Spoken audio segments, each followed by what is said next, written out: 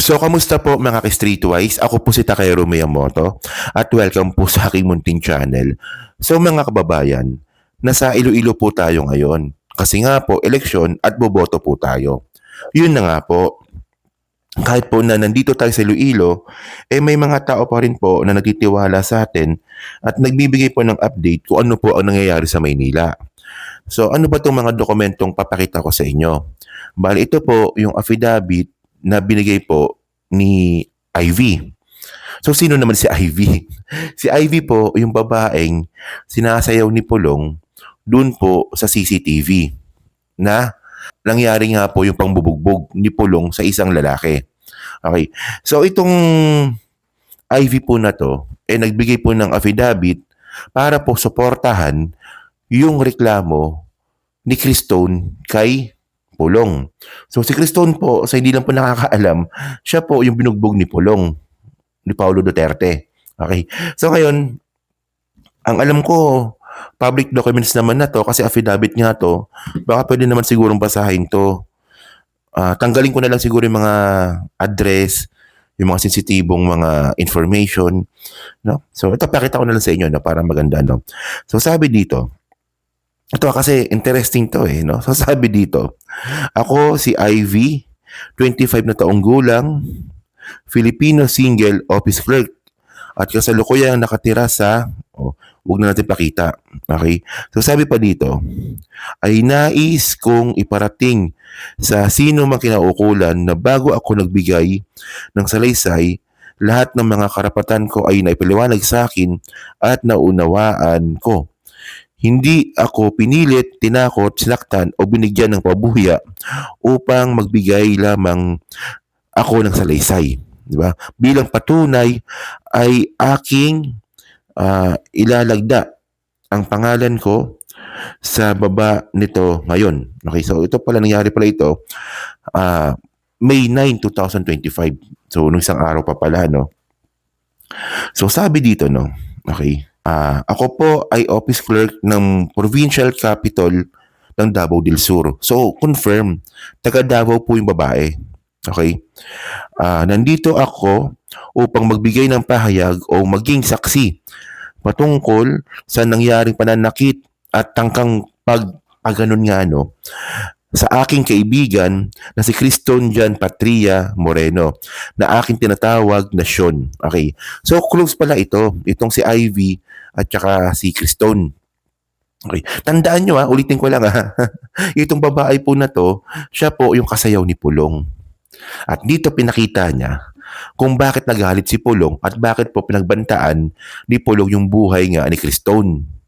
Maliit na bagay lang pala ito at alam niyo mga kababayan no, merong parte po ng affidavit po na to na ang gusto po ni Pulong pasayawin lahat yung mga babae na dinala ni Cristone nang nakahubad sa stage. Ay walang ya talaga no. May saltik talaga sa utak tong si Pulong no. De para ni-spoil ko na kaagad no. De continue natin. So sabi dito, okay. Ganito po yun. Noong February 22, 2025, bandang 11 p.m., ako ay inimbitahan ng aking kaibigan na si Sean na magtungo sa bahay ni Charlie Tan sa matatagpuan sa Woodridge, Davao upang maging CCA or entertainer. So entertainer yung usapan kay Charlie Tan. Charlie Tan po na sinasabi nga po sa Quadcom na sangkot po sa drug smuggling business nga po ng mga Duterte. Lapit, di ba? So sabi dito, no, okay, siya po ay kaibigan ni Paulo Pulong Zimmerman Duterte. Siya rin ang aking nakilala dahil akin na rin siyang napuntahan sa nasabing lugar noong una siyang nag-avail sa aking serbisyo bilang CCA or entertainer. So suki na pala itong si Ivy ni Pulong. Ako, yes ko. So sabi pa dito, continue natin, sabi pa dito. Okay. Yung interesting na lang basahin natin. Ito sa bandang baba. Bandang 1 a.m., ako ay nag-message kay Sean, kay Cristone nga kung maari akong sa nasabing lugar na agad siya nagsabi na pwede. Okay? So, nandito kami sa second floor, kaya naman sumunod na ako sa kanila at nakarating sa bandang 1 a.m. ng madaling araw na, kung saan naabutan ko silang nagiinuman. Oh, pagkaraan ng 20 minutes ng aking pagdating at pagsama sa kanilang table, ay nagtawag si Paulo Duterte nga, no, ng 3 babae kung saan ako ay nasama. Lumabas kaming 3 babae kasama ang kanyang 2 bodyguard, isang driver, papunta sa malapit na hotel upang mag-check-in. Okay. Yan na. Ito malinaw naman, no? Ulitin ko lang para mas maganda yung kwento natin. So si Paulo Duterte, kumuha ng 3 babae. Kumbaga namili. Di ba madaming dalang babae si Criston eh. So namili, 3. So nag-check-in po sila. Oh, di ba? Manyakis talaga to. So sabi dito, pagkatapos nung nagkaroon ng burilyaso sa singilan, bigla kang mambubugbog at tatakutin mo pa na yung mga babae paghuhubarin mo sa stage. Oh, continue natin. Sige, sabi pa dito. Dito ay tinawag kaming 3 ni Sir Paulo upang magbigay ng bayaran na nakakahalagang 13,000 pesos. Tama ba? Hindi, taas muna tayo.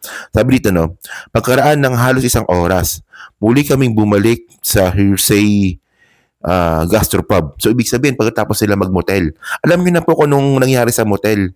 Alam niyo na po kung anong ginawa ni Paulo Duterte dun po kay Ivy sa hotel. Okay na po, di ba?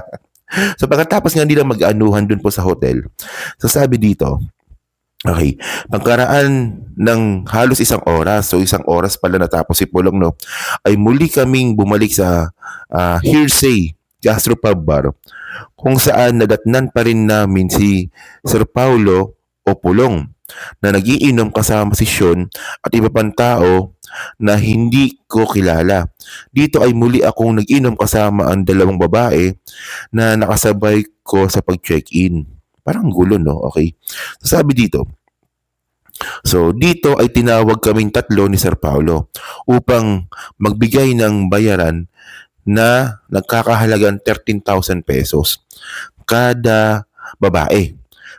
So syempre nga po ginamit sila. So may bayad na 13,000 pesos.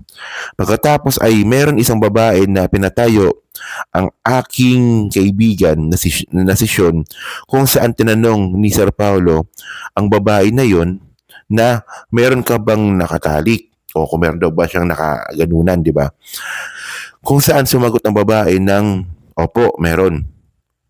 Kung saan sinundan ito ng tanong ni Sir Paulo ng sino dito. Hindi nakasagot ang babae. Ayun. Ano pang sumunod na nangyari? Dito na nagalit si Paulo kay Sean at sinabihan itong gago ka ba? O, pinaiperahan mo ba ako? Papain kita.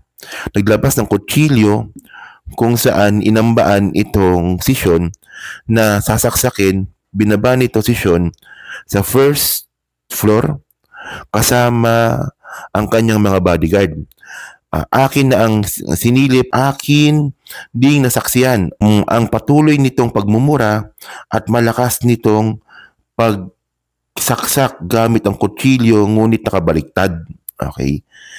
Okay, so ganun pa rin kwento, no? Meron palang ginamit itong mga tropa ni Pulong na babae. Tapos nung magkakabayaran na, yung isa tumayo, naningil lang 13,000. Oh. So ngayon nagalit si Pulong na pinaiperahan mo ba ako? Well, ang point dito, no? Yung pagkuha nyo pala ng babae, illegal na po yun. Tapos magagalit si Pulong, no? Hindi naman yan yung topic natin. Continue pa natin, no? Sabi pa dito, gusto ko sanang puntahan si Sean dahil ako ay nag-aalala, ngunit sinabihan ako ng mga bodyguard na bawal kaming tumingin o gumamit ng cellphone, lalo na ang pagkuha ng video. Ilang minuto ang lumipas ay sumigaw si Sir Paulo sa baba at sinabing, wala ko'y labot anang mga babae. Pamat yun kunatanan. O di ba? Na ibig sabihin, wala akong pakialam sa mga babae, papat silang lahat. Naintindihan ko naman eh. Pagkaraan ay pinababa na kami ni Pulong at nagsabi na panaugon ang mga babae para pahubuon. O, di ba pababain ng mga babae para paghubarin. O, ano ibig sabihin nun sa Tagalog eh. Okay? Pababain, ito, meron pala dito, no? O, na ang ibig sabihin ay pababain ang mga babae para maghubad lahat sa gitna. Pagkaraan ay pinababa na kami, pero hindi naman natuloy ang paghubad. Sa gilid lang kami nakapwesto dahil sobrang takot na namin na hindi na kami pinapalabas dahil nakaharang ang mga bodyguard. So itong mga bodyguard po na to, malamang ito po yung 2 pulis at 2 sundalo. 'Di ba? Amin din napansin na ang mga bintana ng sabing bar ay sinara ng mga bodyguard. Okay. So ito may continue medyo mahaba ito Okay, tuloy pa natin. Dito ay patuloy kaming nasaksihan ang pananakit, pagmumura at pagbabanta sa buhay ni Sean.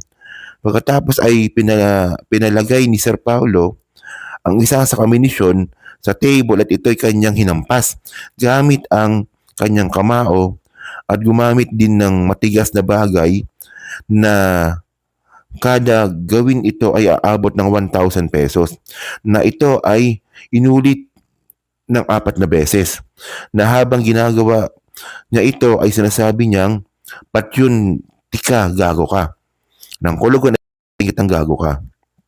Okay.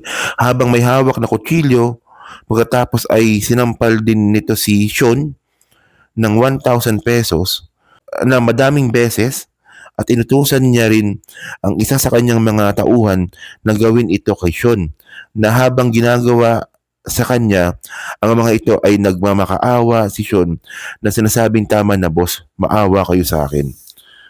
Gagago pala talaga itong si Pulong, no? So, nagets nyo ba, no? So, habang sinasampal nga po ni Paulo Duterte ng 1,000 pesos, itong si Sean, inutusan pa yung mga bodyguard niya. O, gayahin nyo. Isipin nyo ang point dito, yung mga bodyguard po di Pulong, mga pulis at saka mga sundalo. At sumunod po sila doon sa utos nga po ni Pulong na sampalin po itong si Criston ng 1,000 pesos. Ito nga sinasabi ko mga kababayan na hindi po talaga maganda na merong personal bodyguard itong mga politiko, congressman lang to di Pulong di ba? Na pulis tsaka sundalo kasi nga po ang nagiging loyalty po ng mga to hindi na po sa batas at sa konstitusyon. Ang loyalty po nila ngayon is nasa politiko na. Paano ko nasabi? Tingnan nyo bawal po yung mananampal ka ng tao. Pero lang kung gusto ng taong sampalin mo sila. Pero pag gano'n, nasasampalin mo yung tao, bawal po yun. O, di ba? Pero wala na pong bawal-bawal dito po sa mga pulis at mga sundalo po na to. Kasi nga po, inutos nga po ni Pulong. So, kanino sila loyal? Hindi na po sa batas. Di ba? Dilabag nila yung batas para kay Pulong Duterte. So, mahaba pa ito. Sabi dito, nanahimik na lang po kami sa nangyari dahil alam naman po namin na wala ring mangyayari pag kami ay nagreklamo o magsusumbong. Dahil alam namin nakilala itong si Sir Paulo sa Davao City, kaya naman takot ay mas pinili nilang naming manahimik. Nga, tama naman. Parang yung nangyari kay Kibuloy. Di ba?